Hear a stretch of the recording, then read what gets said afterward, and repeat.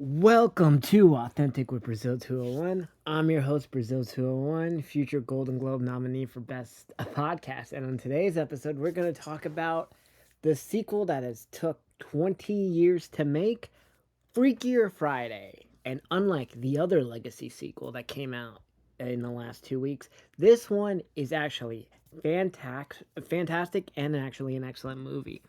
Freakier Friday just did everything Happy Gilmore 2 did not do. Happy Gilmore 2 is a disaster from top down, but as are most Adam Sandler movies that are not done by the Safdie brothers.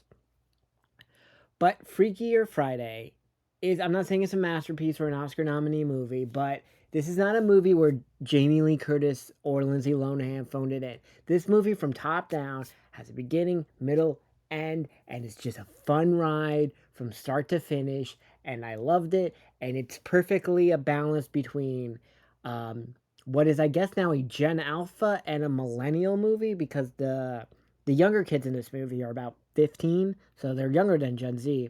And Lindsay Lohan's character in this movie is 37, something that's specifically mentioned a lot in this movie. So anyway, the movie begins. Lindsay Lohan's character is a music producer now, and it's fantastic. And Jamie Lee Curtis's character is Mel Robbins. It's really weird. She has a podcast. She has a book tour. She's a quote unquote therapist, like a better health therapist. And we see their lives. Jamie Lee Curtis is still married to Gibbs from NCIS.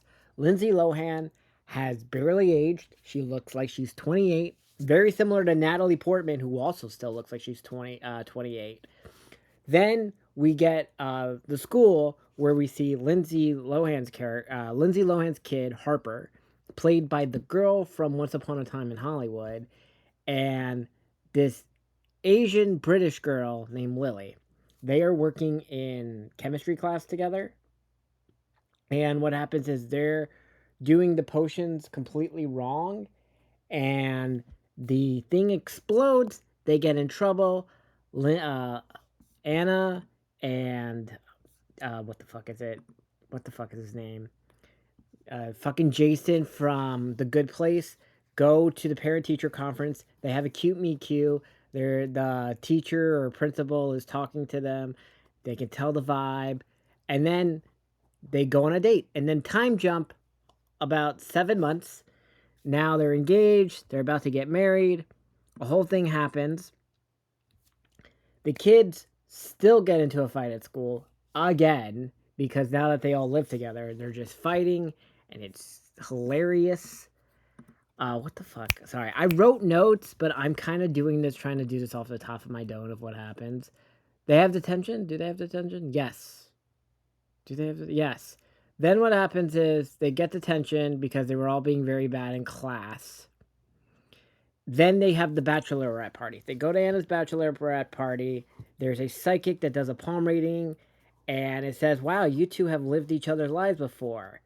And then she does it with the daughters, and they switch bodies, and there's a rhyme, except when they wake up, everybody's in the wrong body. So Lily is in Tessa's body, and Harper is in Anna's body, and it works perfectly great. They do a little makeover thing where they swap and they look better, and they're just like, oh my god, I'm so old, my skin is so dry and dying, and a lot of other shit. Lindsay Lohan's character is a music producer. She has like a whole bunch of issues with her Zoomer talent that's doing things.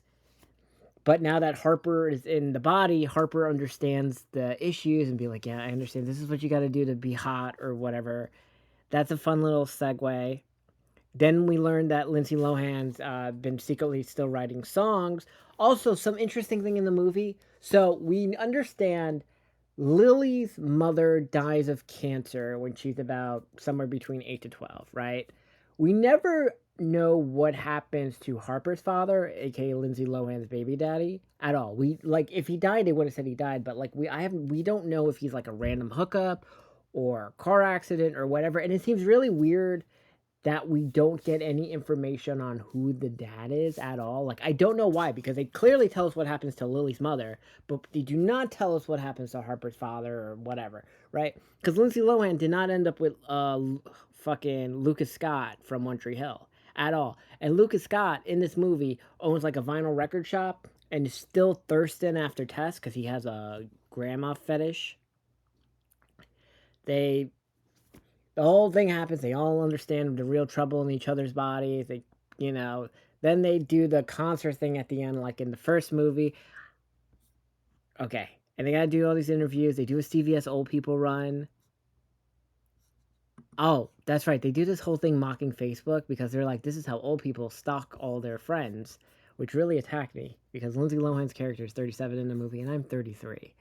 And now I learned 37 is the age you're old. Look, here's the thing. Freakier Friday is a fantastic movie. Not an Oscar movie. You should see it. You'll laugh. Lindsay looks beautiful. The song that Lindsay Lohan sings in the movie, which is called, let me pull it up on my Spotify real quick. It is called Baby. Lindsay Lohan Renaissance era is here between this, that Netflix movie she made, which by the way was actually like a competent Netflix movie. It wasn't like these shitty Christmas Prince movies. Lohan era is here. Okay, we need a Lindsay Lohan album. We need more Lindsay Lohan movies. I'm in. Okay, I'm in.